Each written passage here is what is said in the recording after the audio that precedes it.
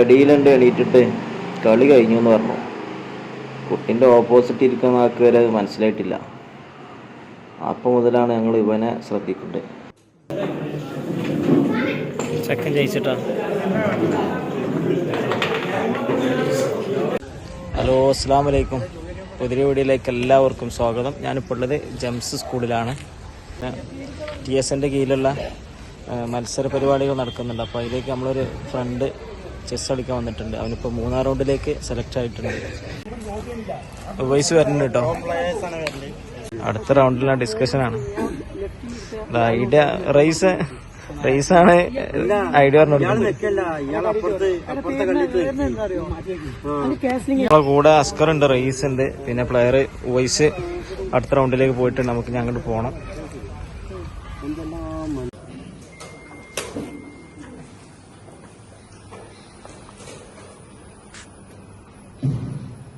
Video എല്ലാവരും അവസാനം വരെ കാണുക.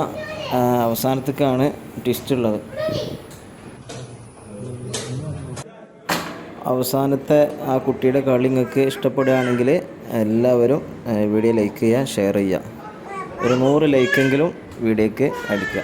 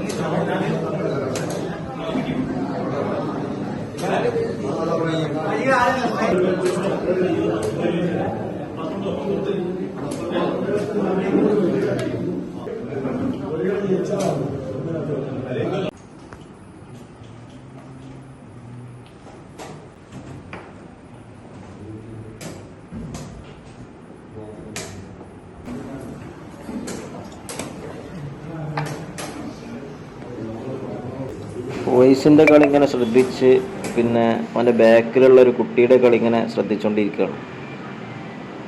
അപ്പോൾ കുട്ടി എടിയിലുണ്ട് എണീറ്റിട്ട് കളി കഴിഞ്ഞു എന്ന് പറഞ്ഞു. കുട്ടിൻ്റെ ഓപ്പോസിറ്റ് ഇരിക്കുന്ന ആൾക്ക് വരെ അത് മനസ്സിലായിട്ടില്ല. അപ്പോൾ മുതലാണ് ഞങ്ങൾ ഇവനെ ശ്രദ്ധിക്കുന്നത്. പിന്നെ ഇവിടുന്ന് അങ്ങോട്ട് ഓൻ്റെ കളി ഇങ്ങനെ ശ്രദ്ധിക്കാൻ തുടങ്ങി. ബാക്കിയുള്ള വീഡിയോകൾ കണ്ടോക്കി. 4-ാം ക്ലാസ്സിലോ 3-ാം ക്ലാസ്സിലൊക്കെയാണ് തോന്നുന്നത്. കൂടുതൽ പരിചയപ്പെടാൻ പറ്റിയിട്ടില്ല. ഞങ്ങളപ്പോത്തിന് പോകുന്നു. ഭയങ്കര കളിയാണ്.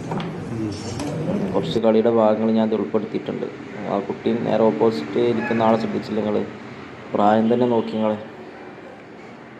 അപ്പോൾ പ്രായം നോക്കിയൊന്നും ആരെയും വിലയിരുത്താൻ പറ്റില്ല. ഈ കളീൻ്റെ അവസാനം വരെ നിങ്ങൾ കാണണം. അപ്പോൾ നമുക്ക് മനസ്സിലാവും. കുട്ടികളെ അവരെ കഴിവനുസരിച്ച് സപ്പോർട്ട് ചെയ്ത് ഉയർത്തി കൊണ്ടുവരാം.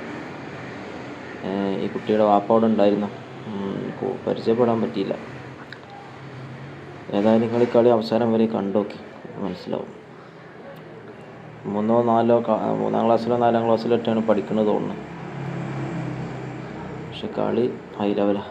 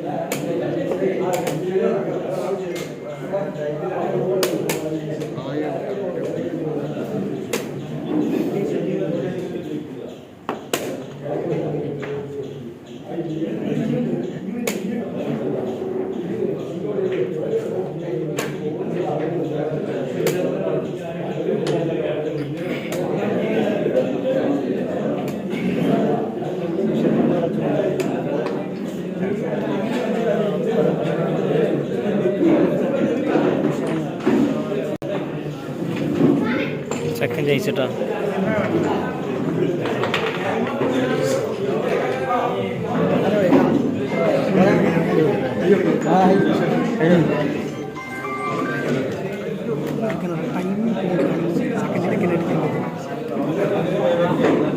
ടൈം